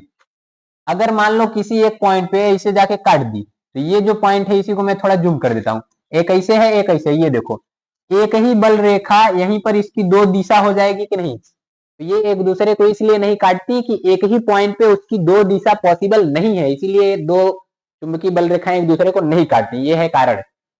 अगला क्वेश्चन देखो क्या कह रहा है, चुंबकीय बल रेखाओं के गुण, तो चुंबकीय बल रेखाएं उत्तरी ध्रुव से निकलकर दक्षिणी ध्रुव की ओर जाती हैं और चुंबक के अंदर दक्षिणी ध्रुव से उत्तरी ध्रुव की ओर जाती हैं, और दो चुंबकीय बल रेखाएं एक दूसरे को कभी नहीं काटती हैं, ये एक वक्र बनाती हैं, जहां से निकलती हैं वहां इनकी तीव्रता कम रहती है, बीच में जाके इनकी तीव्रता ज्यादा हो जाती है, तो ये उनके गुण हैं।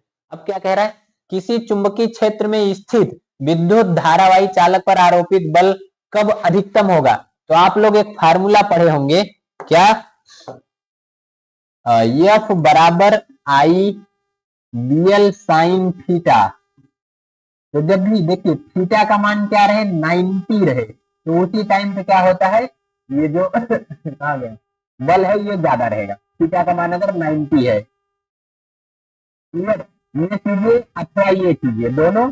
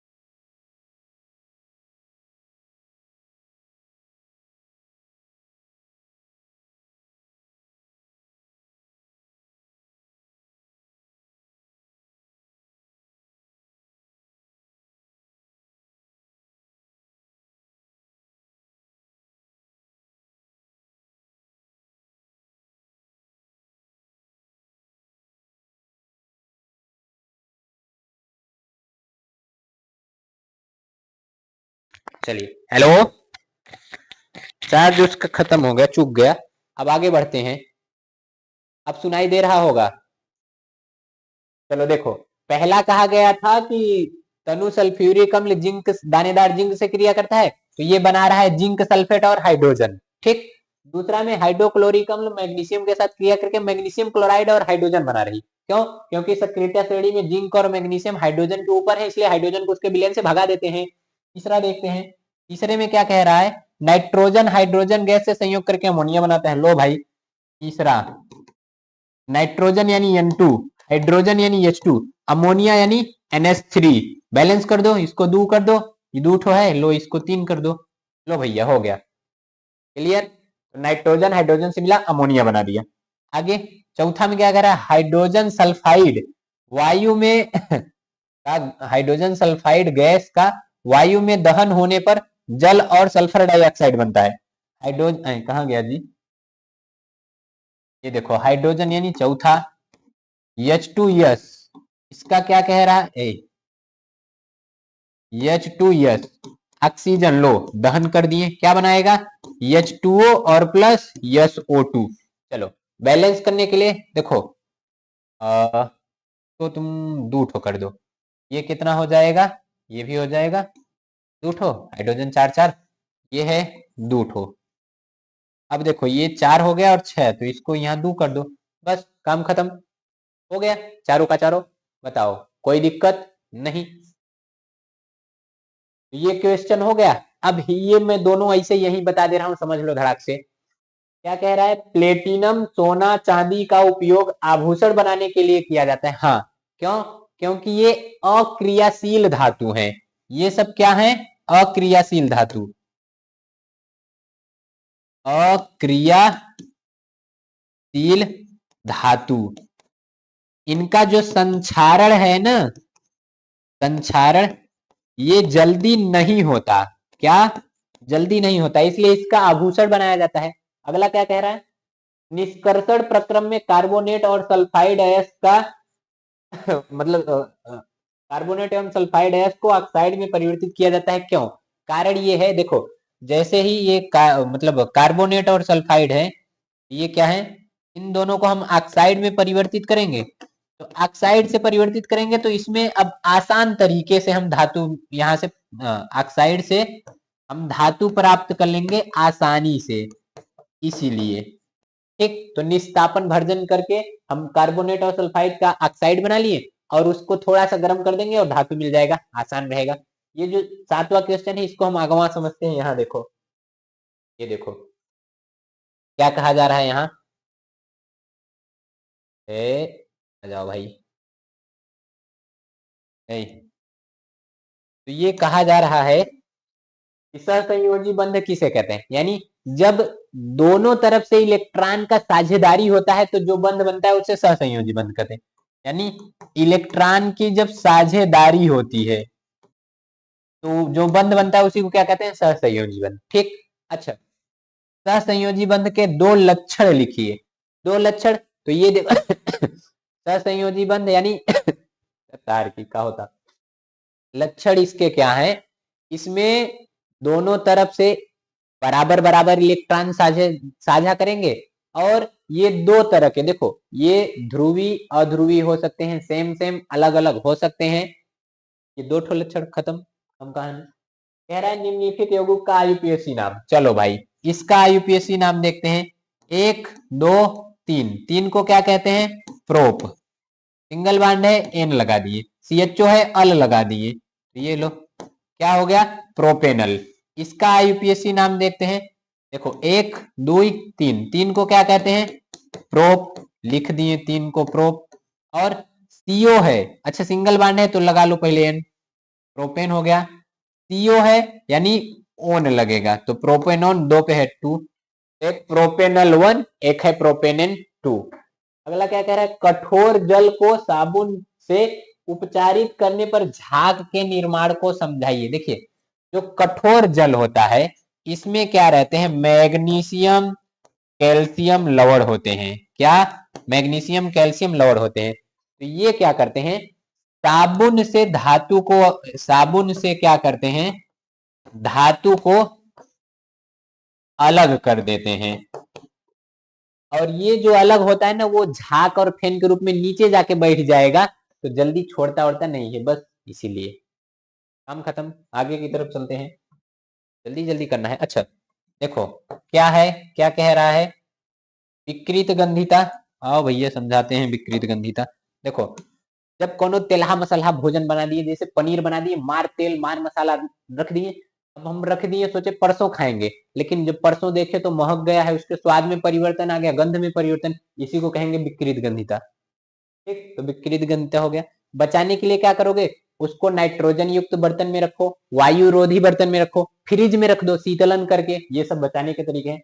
रेडॉक्स अपक्रिया, रेडॉक्स देखो ये होता क्या है, रेडॉक्स यानी रेड प्लस ऑक्स। रेड का मतलब होता है रिडक्शन, क्या होता है, रिडक्शन। ऑक्स का मतलब होता है ऑक्सीडेशन, यानी ऐसी अभिक्रिया जिसमें ऑक्सीकरण अपचन दोनों एक साथ संपन्न हो उसे कहते हैं रिडक्शन। हो गया, लिख दो भैया, कुछ लिख दो, H2Cl2 मिलकर HCl बन जाए, ये हो गया। FeO2 मिलकर Fe2O3 हो जाए, ये सब इसके एग्जाम्पल ही हैं। एस्टरीकरण अपक्रिया, एस्टरीकरण अपक्रिया में क्या होता है, CH3COOH की क्रिया करा दो C2H5OH से, तो ये देखो ये अम्ल के उपस्थिति में होता है, किसके, अम्ल की उपस्थिति में, तो ये बना लेता है CH3COO C2H5 और प्लस H2O, ये है एस्टर। एस्टर में नाम क्या है, एथिल एसीटेट, तो इसी को कहते हैं एस्टरिफिकेशन अपक्रिया।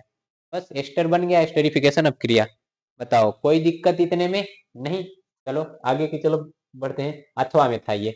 अच्छा यहाँ देखो क्या कहा गया है, यहाँ कहा जा रहा है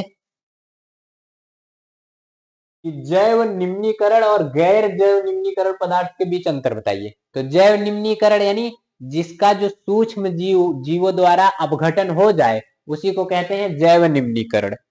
अजैव या गैर जैव निम्नीकरण यानी जिसका सूक्ष्म जीवों द्वारा अपघटन ना हो पाए उसी को कहते हैं अजैव निम्नीकरण। इसमें जो साग सब्जी आ गए हैं, देखो क्या आते हैं, जिस सब्जी है, सब्जी इसमें आ जाएगा, और इसमें प्लास्टिक, प्लास्टिक ये इसका एग्जाम्पल हो जाएगा। ये प्रदूषण नहीं उत्पन्न करता, ये प्रदूषण उत्पन्न करता है, तो ये दोनों में अंतर, दो ठो कहा था, लिख दिया गया उदाहरण के साथ। निम्नलिखित चित्र में अंतःस्रावी ग्रंथि है, देखो ये जो ए है, ए क्या है, ए है पीयूष ग्रंथि, कौन सी ग्रंथि है, पीयूष ग्रंथि। और ये जो बी है ना, बी को कहते हैं पीनियल ग्रंथि, क्या है, पीनियल ग्रंथि, कौन, बी, पीनियल ग्रंथि। और तो यहाँ देखो सी कहा गया है, सी, सी है ये थायराइड ग्रंथि, कौन सी ग्रंथि, थायराइड ग्रंथि। और एक डी है, देखो क्या, डी, तो डी है थाइमस ग्रंथि, कैसे लिखा जाएगा जी, थाइमस ग्रंथि। ये नाम देखो कहा गया था, नामांकित कीजिए, नाम लिख दिए, हो गया, मिल गया 4 नंबर। बड़ी बाप रे, इतना सा लिखने का 4 नंबर। एस के न्यूज सर जी, एस के न्यूज जी और भैया कैसे हैं चलिए क्लियर हो गया, ये 9 हो गया, बढ़ते हैं 10 की तरफ। अच्छा यहाँ पर ये जो ग्रंथियां हैं उसमें आपको ये कुछ बता दिया गया है, हाँ है जी, देखिए ए लका लका बुम बुम, ये इधर देखिए, ये है मेल, ये है फीमेल में, ये देखिए पीनियल ग्रंथि, पीयूष ग्रंथि। अच्छा यहाँ मैं उल्टा बता दिया क्या जी, पीयूष नहीं, सही आया है जी। ये देखो यहाँ से गया है ना, हाँ तो ये पीयूष, ए कहाँ से गया है, यहाँ से, और बी है यहाँ, सही बताया है जी, वेरी गुड, सही है। ठीक, तो देखो अवटू यानी इसी को कहते हैं थायराइड ग्रंथि, क्या, थायराइड ग्रंथि। पराओटू ये है पैराथायराइड ग्रंथि, पैराथायराइड ग्रंथि।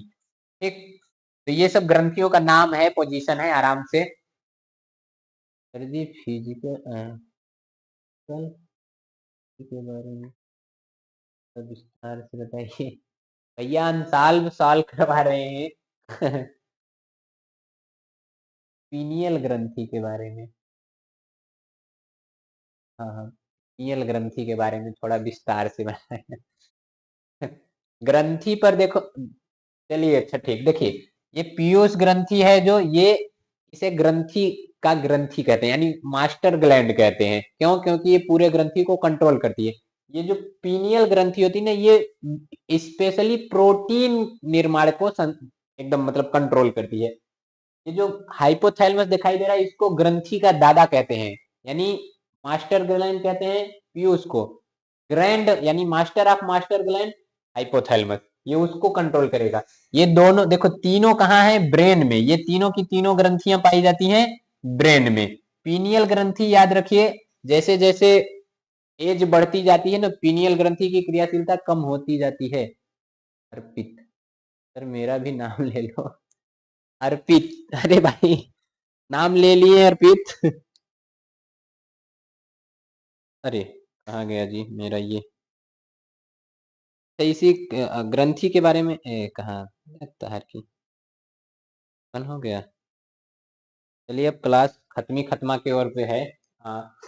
ये जरा मैं जल्दी से खत्म करूं, अभी मुझको जाना भी है। देखिए, ये जो ब्रीसड है टेस्टोस्टेरोन हार्मोन स्राव करेगा, और इधर कहाँ है?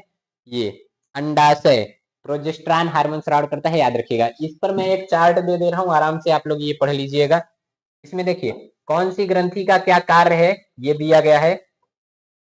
ये आप लोग आराम से पढ़िएगा, ये सब मैं पढ़ा चुका हूँ, तो यहाँ तो मैं सॉल्व करवा रहा था, वो था। आगे लास्ट में देखिए ये क्वेश्चन में क्या कह रहा है, क्वेश्चन नंबर 10। क्वेश्चन नंबर 10 में आप लोग ये पढ़ लीजिएगा, मैं डायरेक्ट आंसर बता देता हूँ। क्वेश्चन में पहला क्वेश्चन क्या है? लिंग निर्धारण वंशानुगत कैसे होता है? देखिए, जो माता पिता से गुणसूत्र आते हैं वही लिंग निर्धारण करते हैं, इसलिए ये वंशानुगत है। अगला कह रहा है मानव मानव में बच्चे का लिंग निर्धारण कैसे होता है? तो देखिए, जो मादा है उसका रहता है यक्स एक्स, पुरुष का रहता है यक्स वाई।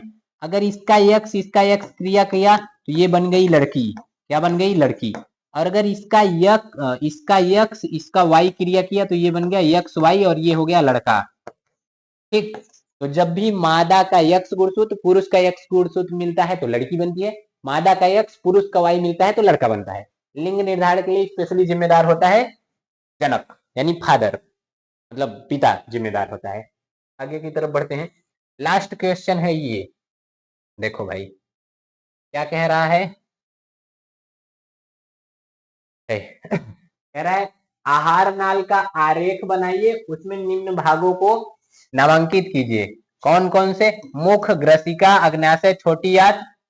चलिए लीजिए, आहार नाल आपके सामने है चित्र बन गया, बड़ा जल्दी बन गया जी। तो इसमें क्या क्या कहा गया था? मुख, ये है इसका क्या? मुख है।